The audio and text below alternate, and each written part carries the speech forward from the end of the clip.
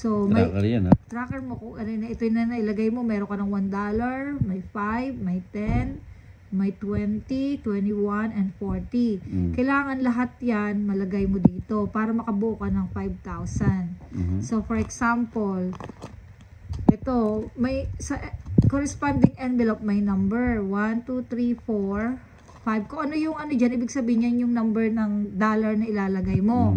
So, ito $1 yan. So, pag may extra money ka, put $2. 3, 4.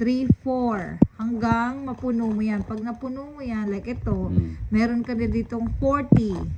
So, next time, kailangan, hanggang kung may buo kang 100, lagay mo na dito yung 100 mo. So, magkano naipon ko ngayon?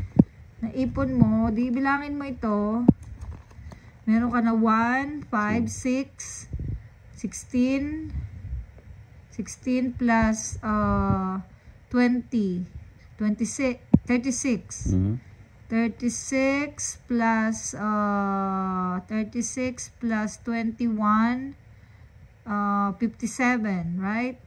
57 plus 97 na. $97? Yeah. Ang dami ko ng pera. Yeah, marami Mayaman na ako. Kulang ka pa. Ang challenge mo ay 5,000. Okay. So, ito yung aking, yan aking, pauwi na kami. Yan ang 100 envelope savings challenge. So far, meron akong $97. Wow. Meron pa akong isang buwan para mag-ipon. Okay. Kaya hindi ko naintindihan yan. Ayan. Ayan. $97 na ako. Mandami ah. Okay, yan ay 100 envelope savings challenge.